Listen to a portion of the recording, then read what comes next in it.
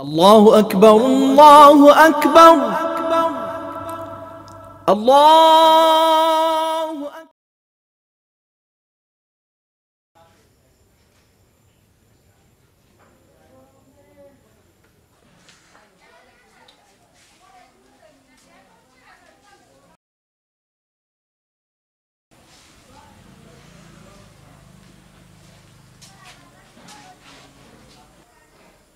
বৌমা, তুমি এসব কি ড্রেস পরেছো?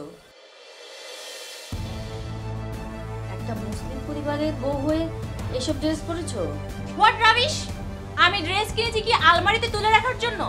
শুনুন, আমি কি ড্রেস পরবো না পরবো এটা একান্তই আমার ব্যক্তিগত ব্যাপার। আপনি এটার মধ্যে নাক গলাবেন না। তা না হয় গোলাবো না, কিন্তু জানতে পারি তুমি এই ড্রেস কেন পরেছো? আমি বাইরে যাচ্ছি। আমি বাইরে গেলে সাধারণত আমি ওয়েস্টার্ন ড্রেস পরে যাই, তার জন্য পরেছি। কি, তুমি এই ড্রেস পরে বাইরে যাবে? তাতে করে সমাজের চোখে আমাদের পরিবারের মান সম্মান কোথায় যাবে? তুমি একবার ভেবে দেখেছো? কি আজব! আমি আপনার ছেলেকে বিয়ে করেছি কি আপনাদের পরিবারের মান সম্মান পাহারা দেওয়ার জন্য? কি ব্যাপার, কি হচ্ছে মা? এই, আমি না তোমাকে বলেছিলাম আমাকে টাকাটা দিয়ে তারপর নামাজে দাঁড়াতে? আমি কখন থেকে দাঁড়িয়ে আছি। দেখো, আমি তোমাকে টাকা দিয়েই নামাজে দাঁড়াতে পারতাম, কিন্তু তাহলে আমার নামাজে দেরি হয়ে যেত, সেটা আমার খুব খারাপ লাগতো। কিন্তু তুমি এসব ড্রেস পরে কোথায় যাচ্ছ? আরে সেজন্য তো আমি টাকাটা চাইলাম, আমি পার্লারে যাব। আচ্ছা, পার্লারে যাবে, ভালো কথা, কিন্তু এই ড্রেস পরে কেন? আরে বাবা, এলাকার মধ্যে তো আমাদের একটা সম্মান আছে। তুমি যাও, ঘরে বোরকা আছে, বোরকা পরে তারপর যাও। দেখ না বাবা, আমি এতক্ষণ ধরে বৌমাকে এই কথাই বলছিলাম। কে কি বললো সেটা দেখার টাইম আমার হাতে নেই। আমি যেমন আমি তেমনই থাকতে চাই, আমাকে বদলাতে এসো না। বিষয়টা কিভাবে দেখছো কেন মিতু? তুমি পার্লারে যাচ্ছ, যাও, কোনো সমস্যা নেই, আমি তোমাকে মানা করছি না, কিন্তু ঘরের মধ্যে বোরকা আছে, বোরকা পরে তারপর তুমি যাও। বোরকা? আমি পরবো বোরকা? এনিওয়ে, তুমি আমাকে টাকাটা দিবে? আচ্ছা থাক, তোমার টাকাটা দিতে হবে না, টাকা দেওয়ার লোক আমার অনেক আছে, আমি গেলাম।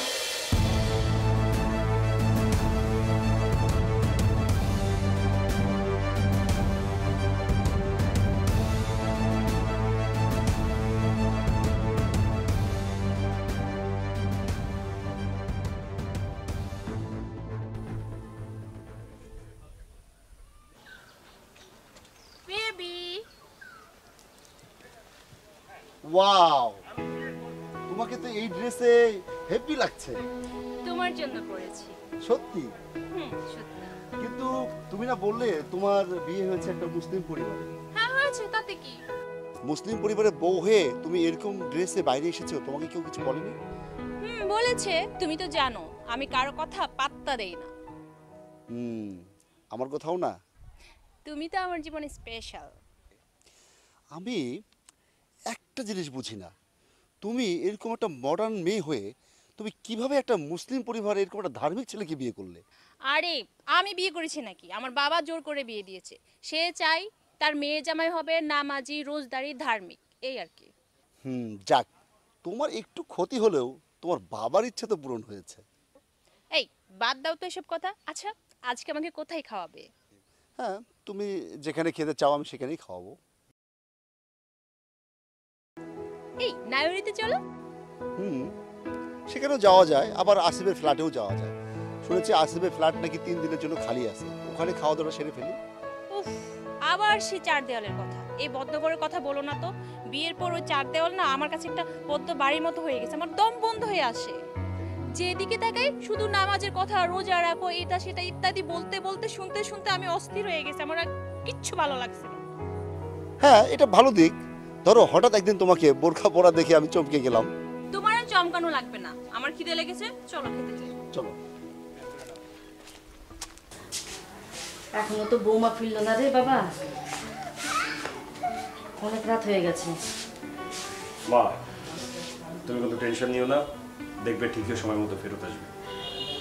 বৌমাকে নিয়ে একদিকে টেনশন না রে বাবা, অনেক দিকে আছে। বৌমা নামাজ পড়ে না, আল্লাহকে মানে না, এলোমেলো ড্রেস পরে। আর দেখ আজকে এত রাত হয়ে গেল, এখন তো বাড়ি ফেরার নাম নাই। আচ্ছা তুই বলতো, কোনো মুসলিম ঘরের মেয়ে এত রাতে বাইরে থাকে? সেটা তো অবশ্যই ঠিক মা, প্রয়োজন ছাড়া তো আসলে বাইরে থাকাও ঠিক না। মা তুমি একদম টেনশন নিও না, দেখো আমি ঠিকই ওকে বুঝিয়ে আল্লাহর পথে নিয়ে আসবো, ইনশাল্লাহ আল্লাহ ওকে হেদায়েত দিয়ে দিবে। আম্মা কি ব্যাপার রোমা, তোমার মোবাইল বন্ধ, আর এত রাতে তুমি কোথা থেকে আসলা? আমি আমার সময়ের কৈফিয়ত কাউকে দেই না।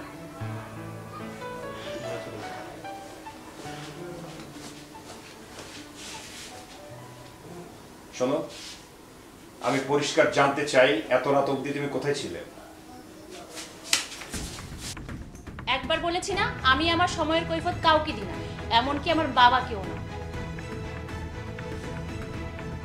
দেখো মিতু, তুমি কিন্তু অনেক অহংকারী একটা মেয়ে। আর তুমি যে বয়সের কথা বলছো না, এই যে বয়সের যে রূপ যৌবন লাবণ্যতা, এগুলো কিন্তু একসময় কিছুই থাকবে না, সব নষ্ট হয়ে যাবে। আর এই যে সময়ের কথা বললে না, ইবাদতের যে সময়টা, যে গোল্ডেন টাইমটা এখন তোমার জীবন থেকে চলে যাচ্ছে, এটা আর কখনো ফেরত আসবে না। এই তুমি তোমার লেকচার বন্ধ করো।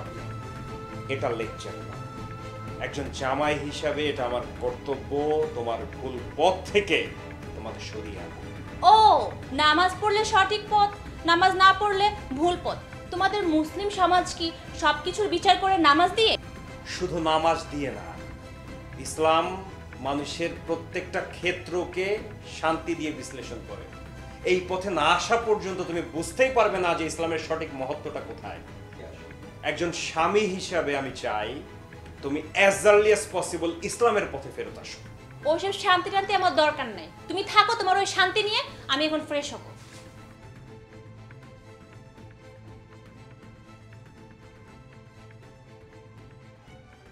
কি বলো, তুমি এত রাত করে বাসায় ফিরলে? তোমার জামাই, তোমার শাশুড়ি তোমাকে কিছুই বলেনি? বলেছিল, আমি সেটার উত্তর দিয়ে দিয়েছি। আর এরপর কি করছি জানো? জামাই গালে কোষ একটা থাপ্পড় দিয়ে দিয়েছি।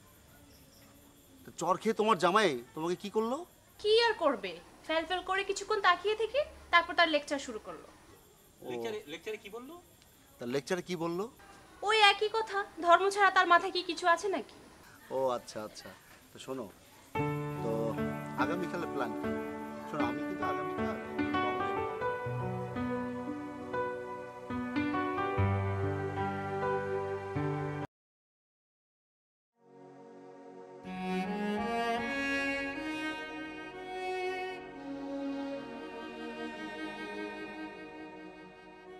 তোমার এত বড় সাহস, তুমি কাউকে কিছু না জানিয়ে তুমি বাইরে বাইরে ঘুরে বেড়াচ্ছ? এটা আমার স্বাধীনতা বাবা, আমার স্বাধীনতায় কেউ হস্তক্ষেপ করুক এটা আমি চাই না। বিয়ের আগে যেভাবে চলেছিস, অতিরিক্ত ভালোবাসার কারণে তোকে আমি কখনো শাসন করিনি, কিন্তু একটা মুসলিম পরিবারে তোকে আমি বিয়ে দিয়েছি যাতে তুই ওদের সংস্পর্শে এসে নিজেকে হেদায়েত করতে পারিস। আর তুই কিনা এখনো সেই আগের মতো চলছিস। বললাম তো বাবা, আমি আমার লাইফস্টাইল বদলাতে পারবো না। বেয়াদব, তুই নিজের বাড়ি থেকে জ্বালিয়ে এখন শ্বশুর বাড়িকে জ্বালাতে চাইছিস? বাবা তুমি আমাকে মারলে? হ্যাঁ, তোকে আমি মারলাম, আর এই মারাটা অনেক আগে মারা উচিত ছিল। তোকে শাসন না করে বাবা হিসাবে আমি ভুল করেছিলাম। আজ থেকে তোর এবারে বাইরে যাওয়া একদম বন্ধ। বাবা একদম চোখ। জামাই,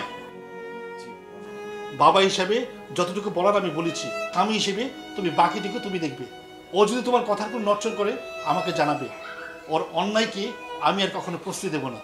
জি জি বাবা, ঠিক আছে বাবা। না না না না, আমি আর এক মুহূর্ত এই বাড়িতে থাকবো না। বাবা আজকে আমাকে রুমের মধ্যে ডেকে নিয়ে আমাকে গালে একটা থাপ্পড় দিয়েছে। যে বাবা কখনো আমাকে মারেনি, আজকে সে আমাকে মারলো। আমি আর এক মুহূর্ত এই বাড়িতে থাকবো না। আমি কালকে সকালেই তোমাকে বিয়ে করতে চাই, তুমি রাজি কিনা সেটা বলো। রাজি না মানে? তোমার মুখে এই কথা শোনার জন্য আমি গত 5 মাস ধরে আমি অপেক্ষা করছি। ঠিক আছে, আমি কাল সকালে কোথায় আসবো সেটা বলো। আচ্ছা শোনো, বিয়ের পরে আমাদের বাসাটা তো হবেই। তুমি ওই যে গাছতলাটা আছে না, যেখানে আমরা মিট করি, ওইখানে আসো, আমি ওখানে কাজে নিয়ে আসছি। ওকে ঠিক আছে। এই শোনো না শোনা, বলো।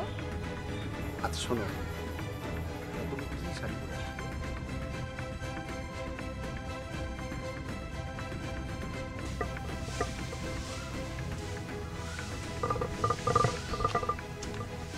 বেবি, কি ব্যাপার?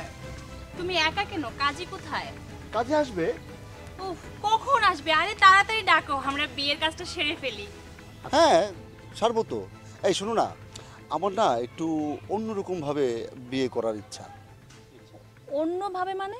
না মানে ধরো সবাই তো বিয়ে করে বাসর ঘর করে, আমি না একটু বিয়ের আগে যদি একটু বাসর ঘর। এই, তুমি কি আমার সাথে ফাজলামি করছো? না সত্যি সিরিয়াস, তোমার সঙ্গে আমার একটু আরে আরে আসো। ও আরে, একটু আসো। আরে আরে এরকম করছো না, শোনো।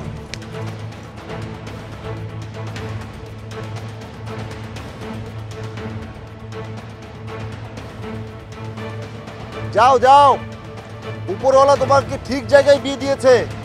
আমার বিশ্বাস ওই পরিবারটাই পারবে তোমাকে এই জীবন বদলে দিতে।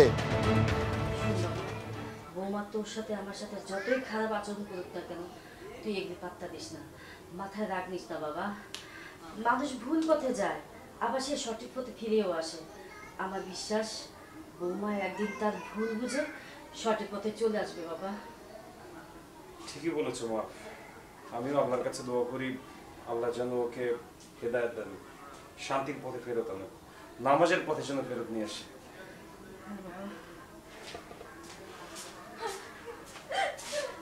কি হয়েছে বৌমা, তুমি কাঁদছো কেন? কি হয়েছে বলো? আরে বাবা, কান্না থামিয়ে যদি নাই বলো কি হয়েছে, তাহলে আমরা বুঝবো কিভাবে ঘটনাটা কি? মা, আজকে আমি অনেক বড় একটা ধোকার পথ থেকে বেঁচে ফিরলাম। আল্লাহ আমারে বাঁচিয়ে দিছে। আমি আপনাদের সাথে অনেক বড় অন্যায় করছি, আপনারা আমারে মাফ করে দিন মা। তুমি আমারে মাফ করে দিও প্লিজ। আমরা তোমার উপরে রাগ করি নাই মা, বরঞ্চ অবাক হচ্ছি তুমি একটা সভ্য পরিবারের মেয়ে হয়ে অথচ। আমি আর ওই পথে চলবো না মা, আমি এখন থেকে 5 ওয়াক্ত নামাজ পড়বো, কোরআন পড়বো। আলহামদুলিল্লাহ। আলহামদুলিল্লাহ।